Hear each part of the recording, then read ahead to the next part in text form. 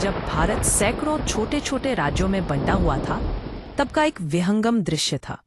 सूरज की पहली किरणें जो धरती को सुनहरे रंग में रंगती थी, उस समय लोग अपने अपने राजाओं के क्रूर शासन के खिलाफ तपते थे। हर राजा अपने राज्य को सबसे बड़ा मानता था, परंतु आम जनता अत्याचार, कर और युद्धों के बोझ तले दबी हुई थी।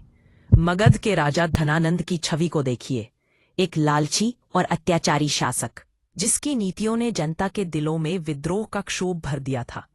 उसी समय तक्षशिला में एक महान विद्वान थे, आचार्य चाणक्य। वे राजनीति और कूटनीति के मास्टर थे, लेकिन अंदर से एक ठानी हुई चिंगारी जल रही थी। एक दिन जब धनानंद के दरबार में उनका अपमान हुआ, चाणक्य ने अपने दिल में एक कसम खाई, जब तक मैं नंद वंश को मिटा नहीं दूंगा, चैन से नहीं बैठूंगा। यही कसम भारत के इतिहास का टर्निंग पॉइंट बन गई। कुछ समय बाद चाणक्य की मुलाकात एक गरीब परंतु तेजस्वी बालक चंद्रगुप्त मौर्य से हुई। उसकी आंखों में जोश था, हृदय में साहस और मस्तिष्क में तेज। चाणक्य ने उसे पहचाना, यही है वह जिसे वे भारत का सम्राट बनाएंगे। तक्षशिला में चंद्रगुप्त ने युद्ध कला, नीति और नेतृत्व की शिक्षा प्राप्त की। धीरे धीरे उन्होंने अपने साथियों की सेना तैयार की और मगध की सत्ता के खिलाफ विद्रोह का बिगुल बजाया। कई वर्षों की रणनीति, संघर्ष और युद्धों के बाद 321 ईसा पूर्व चंद्रगुप्त ने धनानंद को परास्त कर दिया। यह एक ऐतिहासिक जीत थी, जहां से मौर्य साम्राज्य की नींव रखी गई। अब भारत के इतिहास में पहली बार उत्तर से दक्षिण और पूर्व से पश्चिम तक एक ही झंडा लहराया गया। यह केवल एक साम्राज्य की स्थापना नहीं थी, बल्कि अखंड भारत के जन्म का प्रतीक था। चंद्रगुप्त ने मगध को अपनी राजधानी बनाया और चाणक्य को महामंत्री नियुक्त किया। चाणक्य ने अर्थशास्त्र रचना की, जो आज भी प्रशासन और नीति की सबसे बुद्धिमान पुस्तक मानी जाती है। मौर्य साम्राज्य ने यूनानियों की ओर भी ध्यान दिया। सिकंदर की मृत्यु के बाद यूनानी सेनापति सेल्यूकस निकेटर भारत के उत्तर पश्चिम हिस्सों पर कब्जा जमाए बैठा था। चंद्रगुप्त ने उसे युद्ध में हराया और अंत में एक संधि की। सेल्यूकस ने अपनी बेटी से चंद्रगुप्त का विवाह कराया और बदले में 500 युद्ध हाथी उपहार में दिए। इस जीत के बाद यूनान तक गूंज उठा था नाम चंद्रगुप्त मौर्य। इसी समय भारत पहली बार विश्व मानचित्र पर सबसे बड़े साम्राज्य के रूप में उभरा। चंद्रगुप्त के बाद उनके पुत्र बिंदुसार गद्दी पर बैठे, जिन्हें अमित्रघात के नाम से जाना जाता था। बिंदुसार ने 16 राज्यों को जीतकर मौर्य साम्राज्य को और विशाल बनाया। इतिहास का सबसे उज्जवल अध्याय तब शुरू हुआ जब बिंदुसार का पुत्र अशोक गद्दी पर बैठा। अशोक युवा, वीर और महत्वाकांक्षी थे।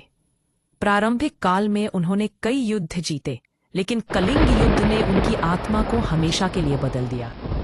लाखों सैनिक मारे गए, नदियां खून से भर गईं, और जब अशोक ने देखा कि उनकी विजय की कीमत थी हजारों निर्दोषों की मृत्यु, तो उन्होंने तलवार नीचे रख दी। अब से मेरी तलवार नहीं, धर्म बोलेगा, उन्होंने कहा। अशोक ने बौद्ध धर्म अपनाया और संसार को शांति, प्रेम और करुणा का संदेश दिया। उन्होंने धर्म प्रचारक भेजे जो श्रीलंका, नेपाल और चीन तक पहुंचे।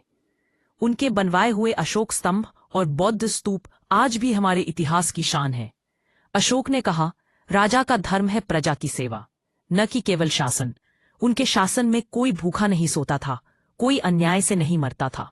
लेकिन समय बीतता गया। अशोक के बाद उनके उत्तराधिकारी उतने सक्षम नहीं रहे। दरबार में षड्यंत्र बढ़ने लगे, प्रांत स्वतंत्र होने लगे और अंत में अंतिम मौर्य शासक बृहद्रथ मौर्य को अपने ही सेनापति पुष्यमित्र शुंग के हाथों मारा गया।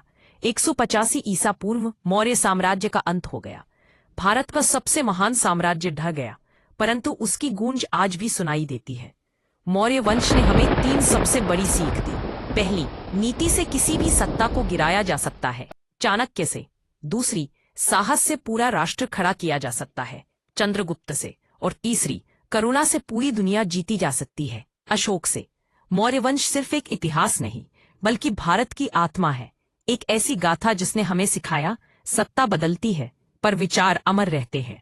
आज जब हम अपने राष्ट्र चिन्ह पर वह सिंह देखते हैं, तो याद रखो, वह सिर्फ पत्थर की मूर्ति नहीं, बल्कि मौर्य साम्राज्य की अमर गूंज है। जय हिंद, इंडिया। बहुत समय पहले जब भारत सैकड़ों छोटे छोटे राज्यों में बंटा हुआ था, तब का एक विहंगम दृश्य था।